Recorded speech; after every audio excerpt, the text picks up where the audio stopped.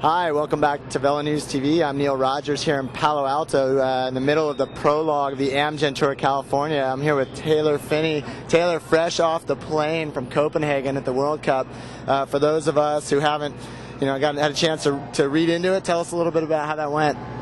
Well, Copenhagen kind of sucked. I got 10th there, but the previous World Cup in LA was way better. I won that one. So tell me the difference between first and 10th. What happened? I don't know. I mean, I've been battling sickness for the past 2 weeks, and it kind of took me a little while to adjust to the time there. It was weird. It was just like gray and cold outside, and I was just kind of feeling a little bit crappy. And I got out onto the track, and I was expecting to, I was thinking I was going to PR, do a real fast time, but I just didn't have it. The pursuit is a race where if you don't have it, you're just screwed. So I was lucky to at least get 1 point from getting 10th. So yeah, still tied for first overall in the World Cup Series in your first year on the track. Yeah, I mean, unfortunately, due to the tie-breaking standards, I got second. But I always say that I got tied for first. So sure. It's pretty cool. So is it accurate to say that you don't have a spot for Beijing locked up yet? Is that correct? Not locked up. It's not guaranteed. That's what I would have liked to get out of the whole Copenhagen experience, which I was expecting, which really kind of, was a little bit disappointing. But I mean, it's somewhat certain, but it's not written in stone. So I would imagine if you've won a World Cup in the year prior. I know, but we'll see. But there's still worlds and stuff, and still, I think I'm second in the world rankings. If I win that, then I get a spot guaranteed. So that was what I wanted to ask you about. Is here we are in mid-February. Talk about what we're going to see for you from now through up into Beijing with the World Championships, a little bit of road racing, and then your preparations for Beijing.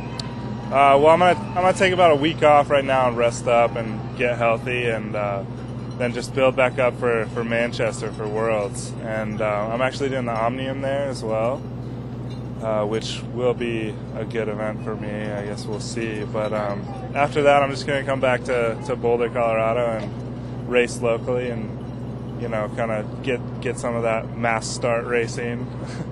I kind of need some of that right now. But I'm planning on going to the Junior Worlds in July, and then just defend. Yeah, then just ramp back up for the Olympics. But I'm also I'm going to attempt a world record attempt at the 3K, the pursuit for the juniors, the junior world record. So when will that be? I'm thinking of doing it during the Omnium, because the Omnium has a 3K pursuit. So the time is 3:17, and I've done 3:18 en route to the 4K in Beijing. So. We'll see. Well, speaking of the pursuit and those sort of efforts, we were just talking earlier about the Prologue course here today. We're going to see times probably, right around 4 minutes.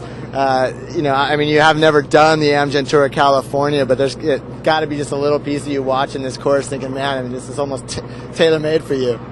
Yeah, well, I was invited to be like a guest, one of the guest riders, but I kind of turned it down because I just came back from Copenhagen like yesterday, and I thought it was just going to be the same old course, the one that goes up to the little lighthouse on the hill, and I was like, oh, well, I wouldn't do too well on that, and then I heard it was just flat, and like 3.5K, and I was like, damn, I could rip that, but we'll see,